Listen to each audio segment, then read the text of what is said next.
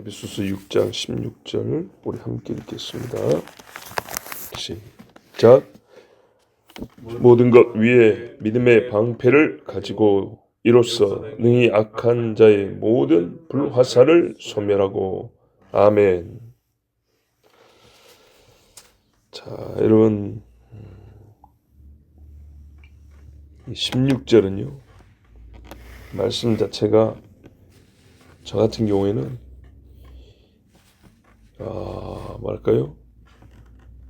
그 용기와 흥분을 일으키는 말씀입니다.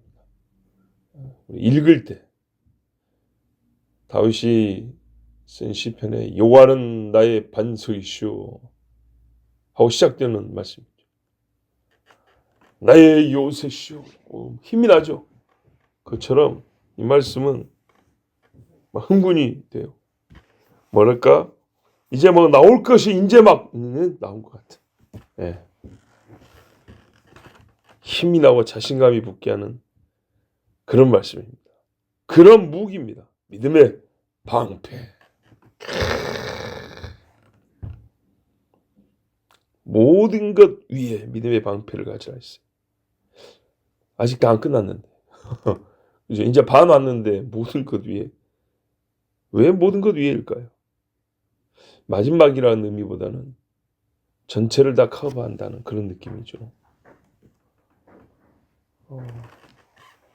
방패가 또 모든 이 뭡니까? 몸 전체를 방어하듯이 어떤 무기를 착용하더라도 자신을 방어할 무기로서 반드시 필요하기 때문에 모든 것 위에 이렇게 부른 게 아닌가 그런 생각이 듭니다. 여러분, 믿음은요 방패입니다. 방패로 쓰는 게 믿음이에요. 방패로 적격이에요. 불신에서 신으로 될 때 어떤 의미에서는 최상의 공격 무기죠. 믿음이 불신에서 불신의 모든 장벽을 깨고 불신의 세계를 뚫고 나와야 되거든요. 믿음입니다. 믿음. 세상을 이기는 승리는 이것이니 너희의 믿음이여. 요한 1서에 말씀했어요. 세상 태산보다도 움직이기 힘든 것이 사람의 마음인데 이거를 하나님을 저주하고 부정하고 미워했던 마음에서 그를 깨버리고 뚫고 하나님의 자녀가 되게 하는 게 믿음이란 말이에요. 어마어마한 힘이죠. 최상의 공격무기입니다. 그런데요, 믿고 난 다음에는요, 저쪽에서 계속 공격합니다. 물론 여기 있을 때도 공격했지만 조금 구분을 하자면 이제 내가 믿는 자가 됐어요. 믿음을 하나님의 자녀가 됐어요. 하나님의 자녀서 온전히 못 살게 하고 다시 이쪽으로 끌고 가려고 하겠죠. 그때 막는 게 뭐냐? 믿음입니다. 믿음. 우리 싸움할 때도 스포츠 경기도 수비를 잘해야 된다 그러죠. 물론 수비 말고 이기는 건 아니에요. 그런데 수비가 안 되면 다른 공격도 아무 소용이 없습니다. 여러분, 믿음은 얼마나 강력하냐? 이미 승리를 받아놓고 확보해놓고 싸우게 하는 게 믿음입니다. 히브리서에 뭐라 그럽니까? 믿음은 바라는 것들의 실상이요 보지 못하는 것들의 증거니 그랬어요. 예, 예수쟁이는 이겨놓고 싸운다 그러죠. 예, 세상의 싸움꾼들도 딱 보고 이길 것 같으면 싸우고. 시라소니 아시죠? 백전백승. 왜 그랬냐? 질 것 같으면 그날 안 싸웁니다. 컨디션 안 좋으면 안 싸우고 집 밖에 안 나옵니다. 예. 근데 될 것 같으면 싸웁니다. 그러니까 이기는 거죠. 이건 이제 세상에 싸움하는 기술이고, 믿음이 방패하다면 승리를 봐놓고 싸울 수 있습니다. 확보하고 싸우는 겁니다. 왜냐하면 보세요. 이로써 이 악한 자의 모든 불화살을 소멸하고, 모든 불화살을 소멸한대. 한 대도 안 맞아요. 적의 공격이 무력화됩니다. 그 다음에 우리 뭐가 있죠? 칼 나오죠. 예, 내 공격만 유효하게 됩니다. 여러분, 근데 방패가 말입니다. 화살만 막나요? 아니죠. 칼도 막습니다.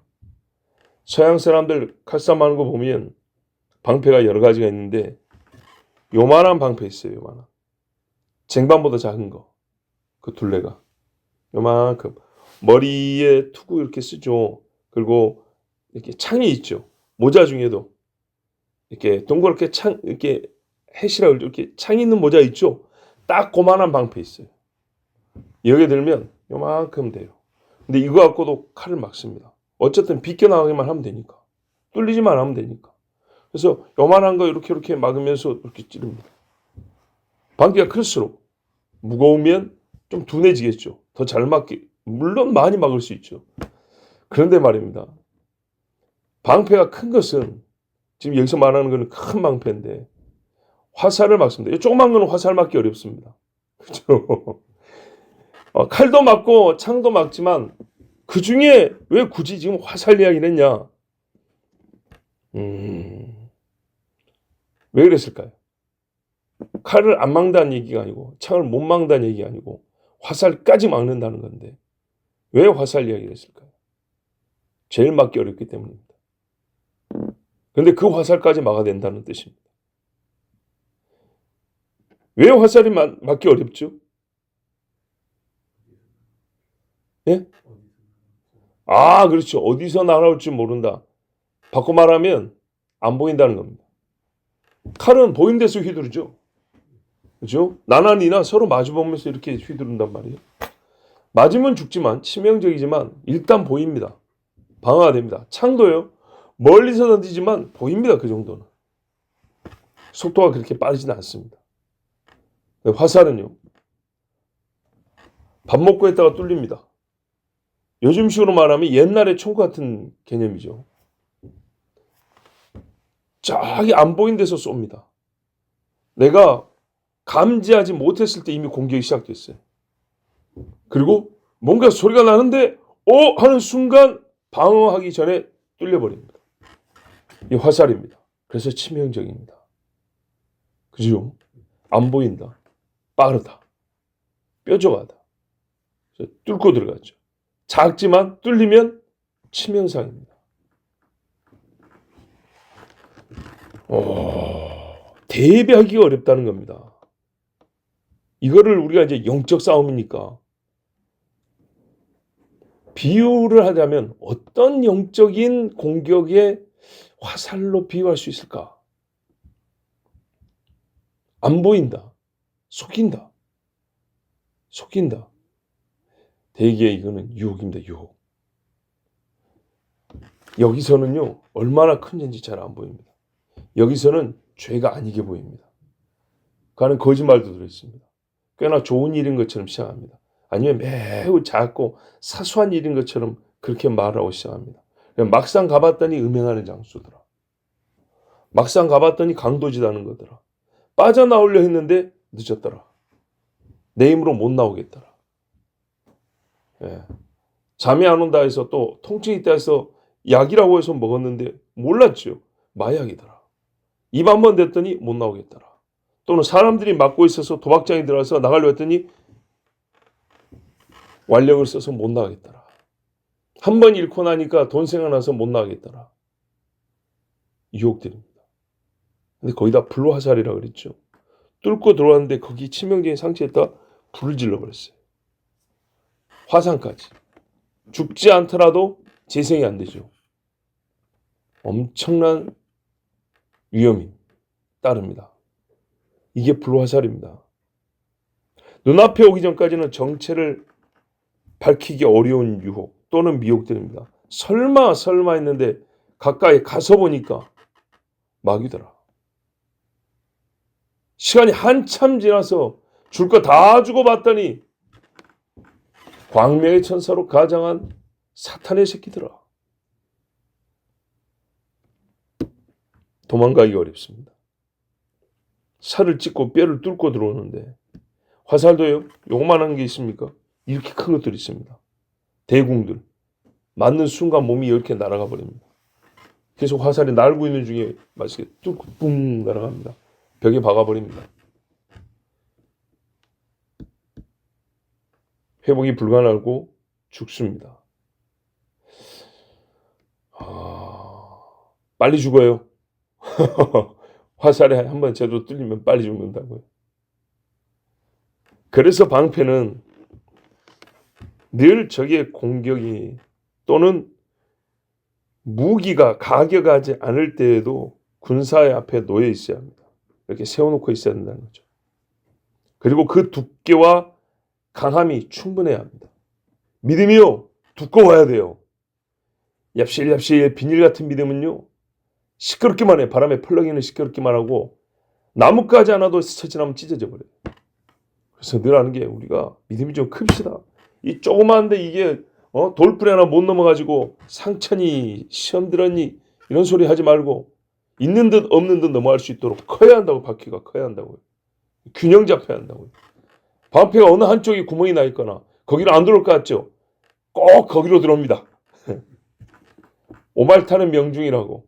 방패 중에 다 튼튼한데 이게 쥐가 갉아맞고 구멍 하나인데 하필 거기로 화살이 들어와. 그렇습니다.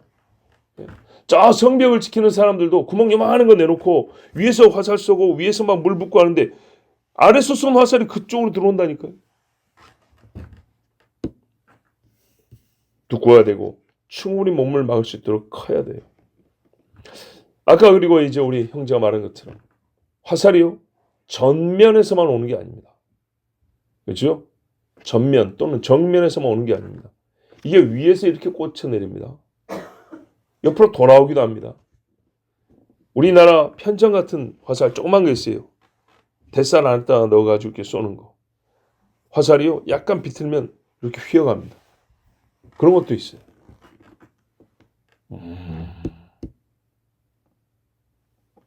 정면으로만 공격하지 않는다.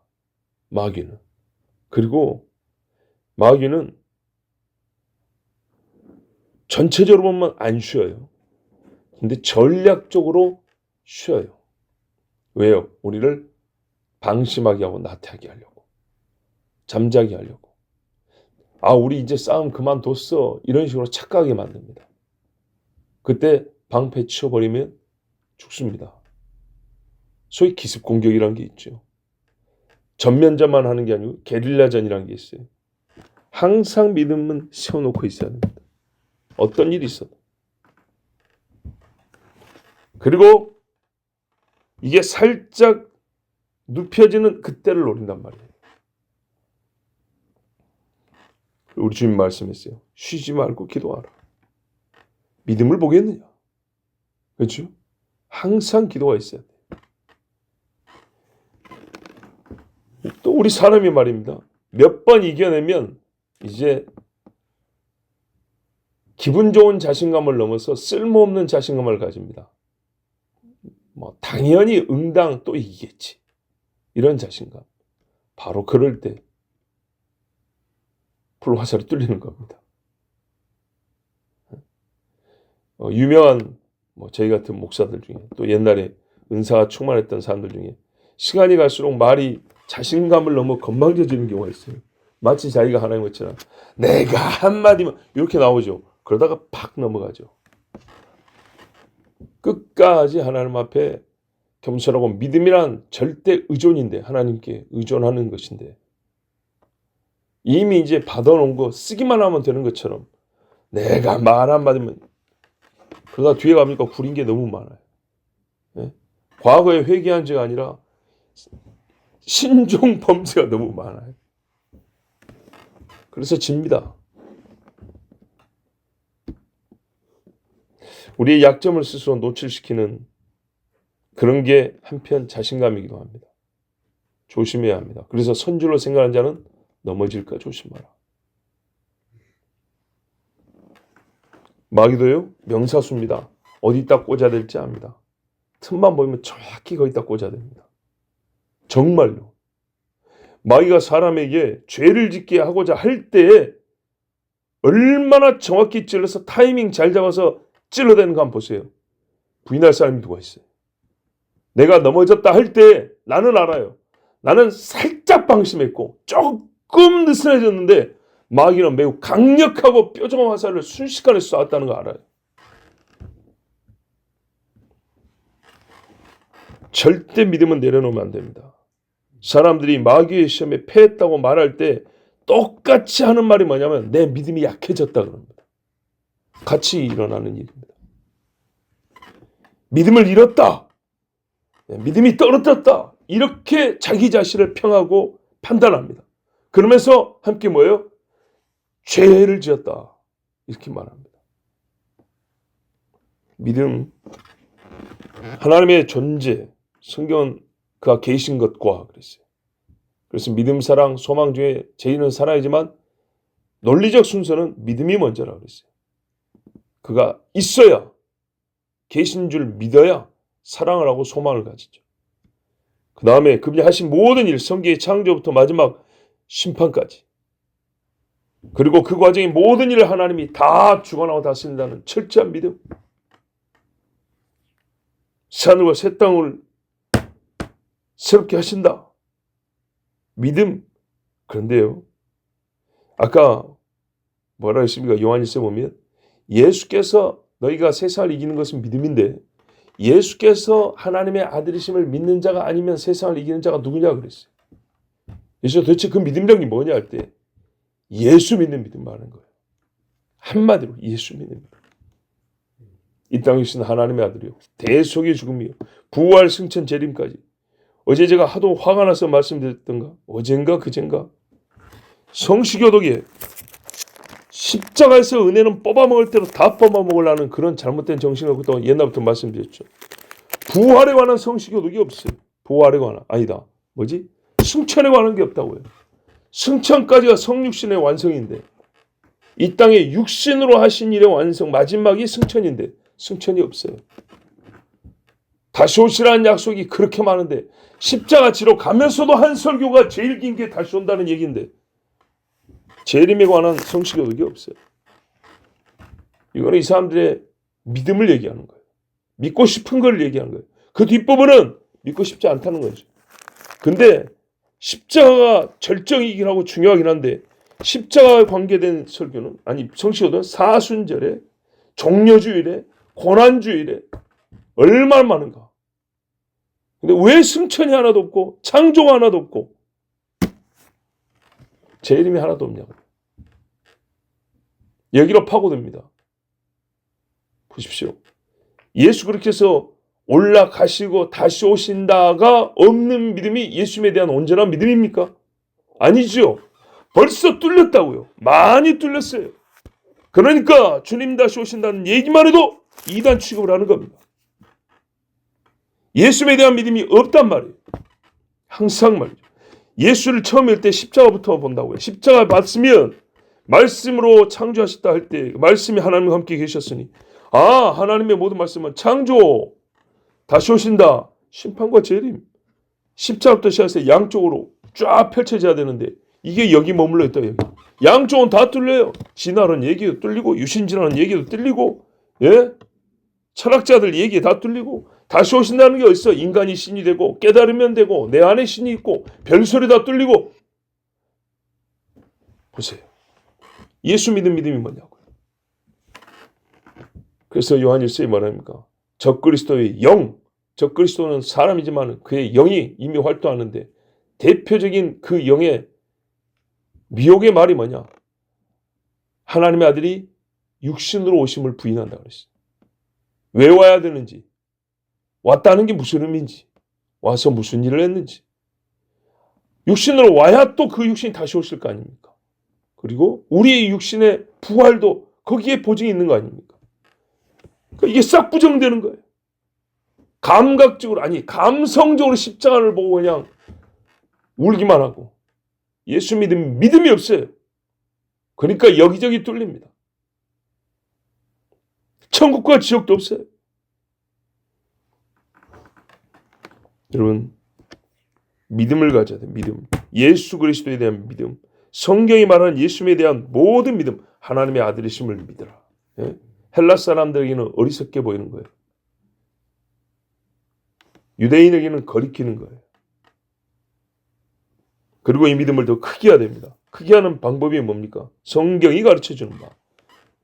유지하는 건 기도고 크게 하는 거는 시작하며 확대시키는 건 말씀입니다. 그렇죠. 믿음은 들음에서 나고 들음은 그리스도의 말씀에 낳는다고. 지금도 보십시오. 이미 믿는 분들이지만 이 작은 종의 설교 이 목소리에 여러분 믿음이 떨어집니까? 조금이라도 커집니까? 커지죠. 말씀을 들어야 돼요. 내 눈으로 읽고 들어야 됩니다. 한때 듣고 머리에 담아두고 필요할 때 대답하는 답안지 쓰는 용어로 쓰는 게 아니고요. 멈추지 않고 쉼 없이 마귀와의 싸움이 계속되기 때문에 전신 방어용 방패로서 계속 믿음이 쓰이기 때문에 그리스도의 말씀을 영혼에 계속 공급해야 됩니다. 방패는 더 두꺼워져야 되고 더 튼튼해져야 돼요. 여러분 방패를 착용하고 쓰십시오. 장식용 아닙니다. 영은 영으로 느낀다 했어요. 영은 영으로 답니다. 그럴 때 마귀가 가까이 온다부터 어떻게 공격하는지 희한하게요. 모르고 당하는 경우가 있지만 감은 옵니다. 저기서 화살 깃에서 이 화살대가 바람을 가리고 오는 소리 들린단 말이죠. 그때만 방패를 들어도 삽니다. 그 이전부터 나도 당연히 살고 방패를 착용하고 더욱 강하게 하십시오. 원수의 불화살이 나를 뚫지 못합니다. 기도하겠습니다. 하나님 아버지 감사합니다.